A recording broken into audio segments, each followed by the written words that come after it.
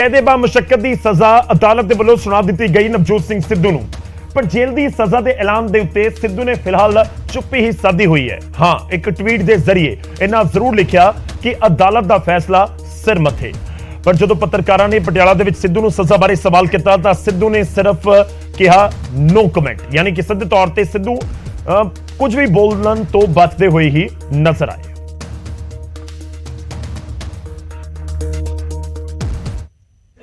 No comment.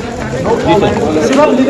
Legal angle कुछ remedies आप Legal no comment. Legal remedies sir कोई सिर्फ लीगल टीम में कंसल्ट कर रहे हो की रिपोर्ट रहेगा। No comment. No comment. Legal angle कुछ रेमेडीज आप No comment. लीगल रेमेडीज कुछ सर कोई सिर्फ लीगल टीम में कंसल्ट कर रहे हो की रिपोर्ट रहेगा। No comment. No comment. Legal angle कुछ रेमेडीज आप No comment. लीगल रेमेडीज कुछ सर कोई सिर्फ लीगल टीम में कंसल्ट कर रहे हो की रिपोर्ट रहेगा। ਤਾਂ ਸਿੱਧੂ ਨੇ ਬਸ ਇੱਕ ਟਵੀਟ ਹੀ ਕੀਤਾ ਜਿਸ ਦੇ ਵਿੱਚ ਲਿਖਿਆ ਕਿ ਮੈਨੂੰ ਕਾਨੂੰਨ ਦਾ ਫੈਸਲਾ ਸਵੀਕਾਰ ਹੈ। ਪਰ ਸਿੱਧੂ ਜਦੋਂ ਮੀਡੀਆ ਦੇ ਸਾਹਮਣੇ ਆਏ, ਕਿਉਂਕਿ ਲਾਲ ਸਿੰਘ ਦੀ ਕੋਠੀ ਦੇ ਵਿੱਚ ਮੌਜੂਦ ਸੀ, ਉੱਥੇ ਮੀਡੀਆ ਦਾ ਜਮਾਵੜਾ ਲੱਗ ਗਿਆ, ਬਾਹਰ ਆਏ ਤਾਂ ਫਿਰ ਸਿੱਧੂ ਨੂੰ ਸਵਾਲ ਕੀਤਾ ਗਿਆ ਤਾਂ ਸਿੱਧੂ ਬੋਲੇ ਨੋ ਕਮੈਂਟਸ। ਤਾਂ ਸੁਪਰੀਮ ਕੋਰਟ ਦੇ ਵੱਲੋਂ ਸਿੱਧੂ ਨੂੰ ਸਜ਼ਾ ਸੁਣਾਈ ਜਾਣ ਦੇ ਬਾਅਦ ਵਿਰੋਧੀਆਂ ਦੇ ਨਾਲ ਕਾਂਗਰਸੀ ਆਗੂ ਸੁਖਜਿੰਦਰ ਰੰਧਾਵਾ ਨੇ ਵੀ ਸਿੱਧੂ ਨੂੰ ਘੇਰਿਆ ਹੈ ਤੇ ਸੁਪਰੀਮ ਕੋਰਟ ਦੇ ਵੱਲੋਂ ਸੁਣਾਏ ਫੈਸਲੇ ਦਾ ਸਵਾਗਤ ਹੋ ਰਿਹਾ।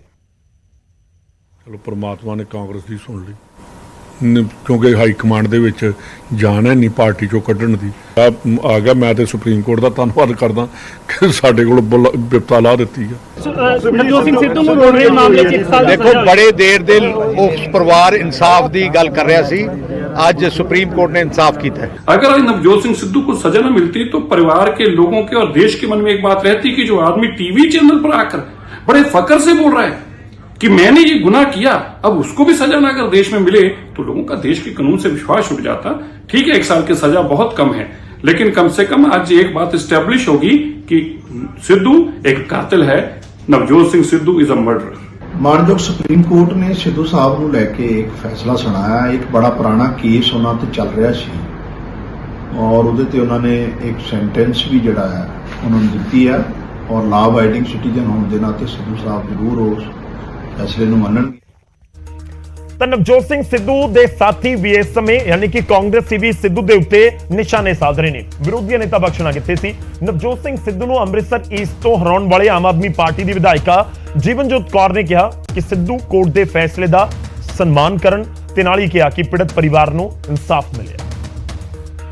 ਮਾਨਯੋਗ ਸੁਪਰੀਮ ਕੋਰਟ ਨੇ ਸਿੱਧੂ ਸਾਹਿਬ ਦੇ ਇੱਕ ਬਹੁਤ ਪੁਰਾਣੇ ਕੇਸ ਵਿੱਚ ਉਹਨਾਂ ਨੂੰ ਇੱਕ ਫੈਸਲਾ ਸੁਣਾਇਆ ਹੈ ਔਰ ਅਸੀਂ ਉਮੀਦ ਕਰਦੇ ਹਾਂ ਕਿ ਸਿੱਧੂ ਸਾਹਿਬ ਇੱਕ ਲਾਅ ਅਬਾਈਡਿੰਗ ਸਿਟੀਜ਼ਨ ਹੋਣ ਦੇ ਨਾਤੇ ਉਹਨੂੰ ਸਵੀਕਾਰਨਗੇ ਔਰ ਜਿੱਥੇ ਤੱਕ ਪੀੜਤ ਪਰਿਵਾਰ ਦੀ ਗੱਲ ਹੈ ਤਾਂ ਦੇਰ ਆਏ ਦਰੁਸਤ ਆਏ, ਪਰ ਪਰਿਵਾਰ ਦੇ ਨਾਲ ਇਨਸਾਫ ਹੋਇਆ ਹੈ ਔਰ ਮਾਨਯੋਗ ਸੁਪਰੀਮ ਕੋਰਟ ਦਾ ਫੈਸਲਾ ਤਾਂ ਸਾਡੇ ਸਾਰਿਆਂ ਦੇ ਹੀ ਸਿਰ ਮੱਥੇ ਹੋਣਾ ਚਾਹੀਦਾ ਹੈ।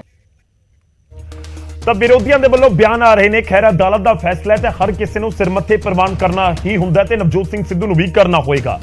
ਪਰ ਇਸ ਸਭ ਦੇ ਵਿਚਾਲੇ ਹੁਣ ਗੱਲ ਉਸ ਪੀੜਤ ਪਰਿਵਾਰ ਦੀ ਵੀ ਜੋ 1988 ਤੋਂ ਲੈ ਕੇ 2022 ਤੱਕ ਅਦਾਲਤਾਂ ਦੇ ਬੂਹੇ ਖੜਕਾਉਂਦਾ ਰਿਹਾ ਤੇ ਅਦਾਲਤਾਂ ਦੇ ਚੱਕਰ ਲਗਾਉਂਦਾ ਰਿਹਾ। ਜੀ ਹਾਂ, ਨਿਊਜ਼ 18 ਦੇ ਉੱਤੇ ਪੀੜਤ ਪਰਿਵਾਰ ਨੇ ਗੱਲਬਾਤ ਕੀਤੀ, ਪਹਿਲਾ ਬਿਆਨ ਦਿੱਤਾ ਤੇ ਇਹ ਕਿਹਾ ਕਿ ਉਹ ਸੰਤੁਸ਼ਟ ਨੇ ਇਸ ਫੈਸਲੇ ਤੋਂ। ਰੱਬ ਦੇ ਘਰ ਦੇਰ ਹੈ, ਹਨੇਰ ਨਹੀਂ ਹੈ। ਇਹ ਪੀੜਤ ਪਰਿਵਾਰ ਦਾ ਬਿਆਨ ਹੈ ਸੁਪਰੀਮ ਕੋਰਟ ਦੇ ਫੈਸਲੇ ਤੋਂ ਬਾਅਦ ਤੇ ਕਿਹਾ ਕਿ ਜੋ ਰੱਬ ਨੇ ਕੀਤਾ ਠੀਕ ਕੀਤਾ, ਧੰਨਵਾਦ ਰੱਬ ਦਾ ਵੀ ਤੇ ਧੰਨਵਾਦ ਸੁਪਰੀਮ ਕੋਰਟ ਦਾ ਵੀ। ਇੱਥੇ ਕਾਬਿਲੇ ਗੌਰ ਇਹ ਵੀ ਹੈ ਕਿ ਪੀੜਤ ਪਰਿਵਾਰ ਨੇ ਇਹ ਵੀ ਕਿਹਾ, ਜਦੋਂ ਸਾਡੇ ਸਹਿਯੋਗੀ ਪੰਕਜ ਕਪਾਹੀ ਉਹਨਾਂ ਦੇ ਨਾਲ ਗੱਲਬਾਤ ਕਰ ਰਹੇ ਸੀ ਤਾਂ ਪੀੜਤ ਪਰਿਵਾਰ ਨੇ ਕਿਹਾ ਕਿ ਸਿੱਧੂ ਨੇ ਨਾ 34 ਸਾਲਾਂ ਦੇ ਵਿੱਚ ਇੱਕ ਵਾਰ ਵੀ ਆ ਕੇ ਪਰਿਵਾਰ ਦੇ ਨਾਲ ਗੱਲ ਨਹੀਂ ਕੀਤੀ, ਪੀੜਤ ਪਰਿਵਾਰ ਦੇ ਨਾਲ ਗੱਲ ਨਹੀਂ ਕੀਤੀ। बाद सुप्रीम कोर्ट ने फैसला सुनाया और नवजोत सिंह सिद्धू ਨੂੰ 1 ਸਾਲ ਦੀ ਸਜ਼ਾ ਸੁਣਾ ਦਿੱਤੀ ਗਈ। ਮੇਰੇ ਨਾਲ ਉਹ ਵਿਕਟਿਮ ਪਰਿਵਾਰ ਆ, ਉਹਨਾਂ ਨਾਲ ਗੱਲਬਾਤ ਕਰ ਲੈਂਦੇ ਆ ਕਿ ਉਸ ਦਿਨ ਕੀ ਹੋਇਆ ਸੀਗਾ। ਨੂੰਹ ਨੇ ਗੁਰਨਾਮ ਸਿੰਘ ਹੋਰਾਂ ਦੀ 34 ਸਾਲ ਕੋਰਟ ਚੱਲਿਆ, ਕੇਸ ਚੱਲਿਆ। ਪਹਿਲਾਂ ਸੁਪਰੀਮ ਕੋਰਟ ਨੇ ਸਿਰਫ ਜੁਰਮਾਨਾ ਲਗਾਇਆ, ਫਿਰ ਤੁਸੀਂ ਦੁਬਾਰਾ ਐਪਲੀਕੇਸ਼ਨ ਲਗਾ ਦਿੱਤੀ ਗਈ, ਹੁਣ 1 ਸਾਲ ਦੀ ਸਜ਼ਾ ਹੋਈ। ਕਿਸ ਤਰੀਕੇ ਨਾਲ ਤੁਸੀਂ ਦੇਖਦੇ ਹੋ? We are thankful to the Supreme Court and God. Thank you. 34 ਸਾਲ ਦੀ ਇਹ ਲੜਾਈ ਲੱਗਦਾ ਸੀਗਾ ਕਿ ਸਜ਼ਾ ਹੋ ਸਕਦੀ ਹੈ, ਜਾਂ ਨਵਜੋਤ ਸਿੰਘ ਸਿੱਧੂ ਨੇ 34 ਸਾਲ 'ਚ ਕਦੀ ਤੁਹਾਡੇ ਨਾਲ ਗੱਲਬਾਤ ਕੀਤੀ? ਬਹੁਤ ਉੱਪਰ ਨੀਚੇ ਹੁੰਦੇ ਆ, but we have faith in God and law, that's all. ਕਿਉਂਕਿ 1 ਸਾਲ ਦੀ ਸਜ਼ਾ 34 ਸਾਲ ਬਾਅਦ, ਤੁਸੀਂ ਇਸ ਫੈਸਲੇ ਨੂੰ ਕਿਵੇਂ ਦੇਖ ਰਹੇ ਹੋ? ਬਾਬਾ ਜੀ ਦਾ ਥੈਂਕਸ ਕਰ ਰਹੇ ਆ। ਇਟਸ ਓਕੇ, ਜੋ ਸੁਪਰੀਮ ਕੋਰਟ ਨੇ ਕੀਤਾ, we are happy with that, satisfied.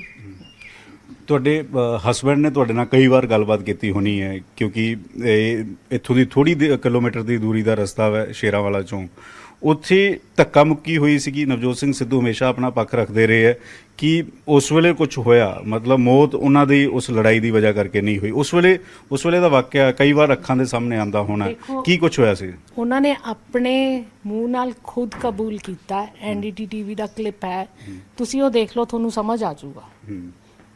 ਮੈਂ ਹੁਣ ਇਹਦੇ ਬਾਰੇ ਕੀ, ਉਹਨਾਂ ਨੇ ਖੁਦ ਹੀ ਕਬੂਲ ਕੀਤਾ ਆਪਣੀ ਗਲਤੀ। ਤੁਸੀਂ ਸੰਤੁਸ਼ਟ ਹੋ ਸੁਪਰੀਮ ਕੋਰਟ ਦੇ ਇਸ ਫੈਸਲੇ? ਹਾਂਜੀ ਹਾਂ, ਵੀ ਆਰ ਸੈਟੀਸਫਾਈਡ। ਇਹ ਤੁਹਾਡੇ ਬੇਟੇ ਨੇ? ਇਹ ਬੇਟਾ ਮੇਰਾ ਉਹ ਹੈ, ਇਹ ਮੇਰੇ ਬ੍ਰਦਰ ਇਨ ਲਾਅ ਦਾ ਬੇਟਾ। ਤੁਸੀਂ ਕਿਵੇਂ ਦੇਖਦੇ ਹੋ 34 ਸਾਲ ਬਾਅਦ 1 ਸਾਲ ਦੀ ਸਜ਼ਾ ਸੁਣਾਈ ਗਈ ਹੈ, ਇਸ ਪੂਰੀ ਸੁਪਰੀਮ ਕੋਰਟ ਦੇ ਫੈਸਲੇ ਨੂੰ ਕਿਵੇਂ ਦੇਖ ਰਹੇ ਹੋ? ਕਿਉਂਕਿ ਇਸ ਤੋਂ ਪਹਿਲਾਂ ਜੁਰਮਾਨਾ ਲੱਗਾ ਸੀ, ਫਿਰ ਪੁਨਰ ਵਿਚਾਰ ਐਪਲੀਕੇਸ਼ਨ ਲਗਾਈ ਗਈ ਤੁਹਾਡੇ ਵੱਲੋਂ।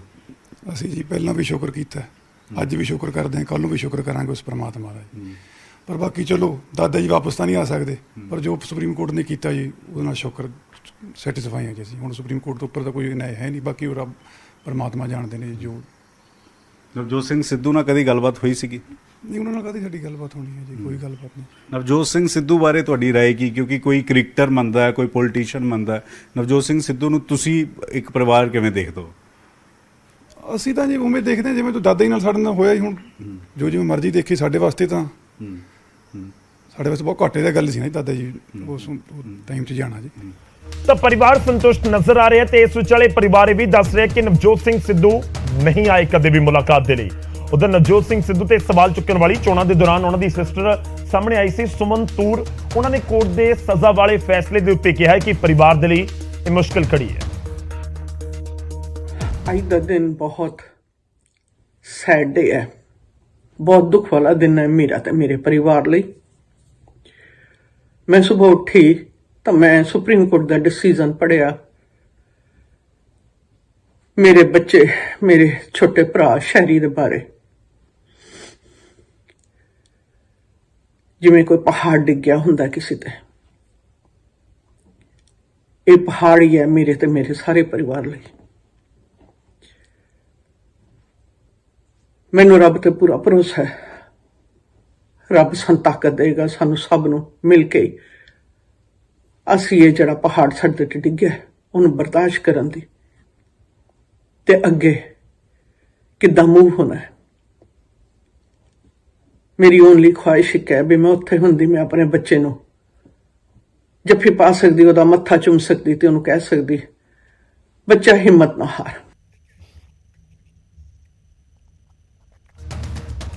ਤਾਂ ਹੁਣ ਅੱਗੇ ਵਧਦੇ ਹਾਂ ਤੇ ਅਗਲੀ ਖਬਰ ਦਾ ਰੁਖ ਕਰਦੇ ਹਾਂ, ਪਰ ਇਸ ਸਭ ਦੇ ਵਿਚਾਲੇ ਅਪਡੇਟ ਤੁਹਾਨੂੰ ਇਹ ਵੀ ਦੇ ਦਈਏ ਕਿ ਨਵਜੋਤ ਕੌਰ ਸਿੱਧੂ ਵੀ ਪਟਿਆਲਾ ਪਹੁੰਚ ਚੁੱਕੇ ਨੇ ਤੇ ਹੁਣ ਗੱਲ ਕਾਂਗਰਸ ਨੂੰ ਦਿਨ ਦੇ ਵਿੱਚ ਲੱਗੇ ਦੂਜੇ ਝਟਕੇ ਦੀ, ਤੇ ਨਾਮ ਹੈ ਸੁਨੀਲ ਜਾਖੜ। ਜਾਖੜ ਹੁਣ ਬੀਜੇਪੀ ਵਾਲੇ ਹੋ ਚੁੱਕੇ ਨੇ। ਜੀ ਹਾਂ, ਸੁਨੀਲ ਜਾਖੜ ਨੇ ਕਾਂਗਰਸ ਛੱਡਣ ਤੋਂ ਕੁਝ ਦਿਨਾਂ ਬਾਅਦ ਹੀ ਹੁਣ ਬੀਜੇਪੀ ਜੁਆਇਨ ਕਰ ਲਈ ਤੇ ਜਾਖੜ ਦੀ ਜੁਆਇਨਿੰਗ ਦੇ ਸਮੇਂ ਜੇਪੀ ਨੱਡਾ ਬੀਜੇਪੀ ਦੇ ਕੌਮੀ ਪ੍ਰਧਾਨ ਪਹੁੰਚੇ। ਜਾਖੜ ਦਾ ਬੀਜੇਪੀ 'ਚ ਵੈਲਕਮ ਕੀਤਾ। ਸੁਨੀਲ ਜਾਖੜ ਬੀਜੇਪੀ ਦਾ ਧੰਨਵਾਦ ਕਰ ਰਹੇ ਨੇ ਤਾਂ ਉੱਥੇ ਪੁਰਾਣੀ ਪਾਰਟੀ ਕਾਂਗਰਸ ਦੇ ਉੱਤੇ ਇਲਜ਼ਾਮਾਂ ਦੀ ਝੜੀ ਵੀ ਲਗਾ ਰਹੇ।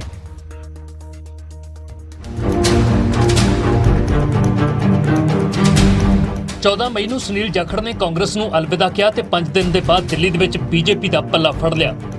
ਬੀਜੇਪੀ ਦੇ ਕੌਮੀ ਪ੍ਰਧਾਨ ਜੇਪੀ ਨੱਡਾ ਨੇ ਜਾਖੜ ਦਾ ਪਾਰਟੀ ਦੇ ਵਿੱਚ ਸਵਾਗਤ ਕਰਦਿਆਂ ਜਾਖੜ ਦੀਆਂ ਤਾਰੀਫਾਂ ਦੇ ਪੁੱਲ ਬੰਨੇ।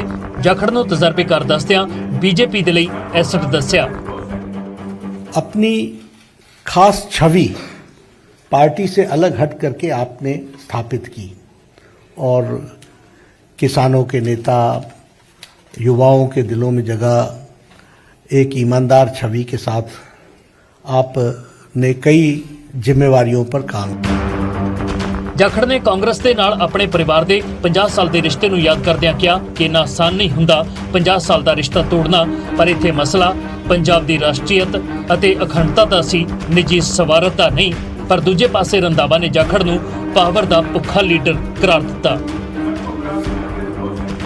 अगर सुनील जाखड़ ने आज एक परिवार से 50 साल का रिश्ता तोड़ने की नौबत आई तो कोई आधारभूत बातें थीं, किसी कोई व्यक्तिगत झगड़ा नहीं था। झगड़ा राष्ट्रीयता को लेके, पंजाब की अखंडता को लेके। 50 ਸਾਲ ਨੇ ਰਿਸ਼ਤਾ ਜਿਹੜਾ ਛੱਡਿਆ, ਮੈਨੂੰ ਇੱਕ ਦਿਨ ਦਾ ਦੱਸੇ ਕਿ ਜਿਸ ਦਿਨ ਇਹਨੂੰ ਪਾਵਰ ਨਹੀਂ ਮਿਲੀ ਤੇ ਜਿੱਦਣ ਇਹਨਾਂ ਦਾ ਘਰ ਪਾਵਰ ਤੋਂ ਵਿਹਲਾ ਹੋਇਆ ਉਦੋਂ ਹੀ ਪੁੱਠੀ ਬਾਜੀ ਇਹਨੇ ਮਾਰੀ, ਕਾਂਗਰਸ ਨੇ ਤੇ ਨਹੀਂ ਮਾਰੀ। ਜਾਖੜ ਨੇ ਕਾਂਗਰਸ ਦੇ ਅਸੂਲਾਂ ਤੋਂ ਭਟਕਣ ਦਾ ਇਲਜ਼ਾਮ ਲਾਇਆ ਤਾਂ ਰੰਧਾਵਾ ਨੇ ਜਾਖੜ ਦੀ ਹੀ ਸੋਚ ਤੇ ਸਵਾਲ ਖੜੇ ਕਰ ਦਿੱਤੇ। कहते हैं कोई शीशा नहीं है कि पहले हम इंसान हैं, हमने रिश्तों को निभाया है असूलों की तरह, पर जब असूल ही टूट जाएं, जब हम अपने सिद्धांत से हट जाएं, अपनी आइडियोलॉजी से हट जाएं, तो मैं समझता हूं this is a right time to have a rethink. ਇੰਨਾ ਕੁਝ ਬੋਲ ਜਾਣਾ ਤੇ ਯਾਰ ਇੰਨੀ ਫਰਸਟ੍ਰੇਸ਼ਨ ਔਰ ਇੰਨੀ ਘਟੀਆਪਨ ਤੇ ਉੱਤਰ ਆਉਣਾ ਬਹੁਤ ਅਫਸੋਸ ਹੋਇਆ। ਪੰਜਾਬ ਦੇ ਵਿੱਚ ਕਾਂਗਰਸ ਦਾ ਵੱਡਾ ਹਿੰਦੂ ਚਿਹਰਾ ਰਹੇ ਸੁਨੀਲ ਜਾਖੜ ਬੀਜੇਪੀ ਵਿੱਚ ਸ਼ਾਮਲ ਹੋ ਗਏ ਨੇ। ਬੀਜੇਪੀ 'ਚ ਉਹਨਾਂ ਦੀ ਭੂਮਿਕਾ ਨੂੰ ਲੈ ਕੇ ਹੁਣ ਸਭ ਦੀ ਨਜ਼ਰ ਹੈ। ਦੂਜੇ ਪਾਸੇ ਉਹਨਾਂ ਦੇ ਭਤੀਜੇ ਅਤੇ ਹਬੋਰ ਤੋਂ ਕਾਂਗਰਸ ਦੇ ਵਿਧਾਇਕ ਸੰਦੀਪ ਜਾਖੜ ਦੇ ਅਗਲੇ ਕਦਮ ਦੀ ਵੀ ਸਿਆਸੀ ਗਲਿਆਰਿਆਂ ਦੇ ਵਿੱਚ ਚਰਚਾ ਹੋਣ ਲੱਗੀ ਹੈ। ਦਿੱਲੀ ਤੋਂ ਰਵੀ ਮਿਸ਼ਰਾ ਦੇ ਨਾਲ ਚੰਡੀਗੜ੍ਹ ਤੋਂ ਨਵਿੰਦਰ ਬਰਾੜ, ਸਿਟੀ।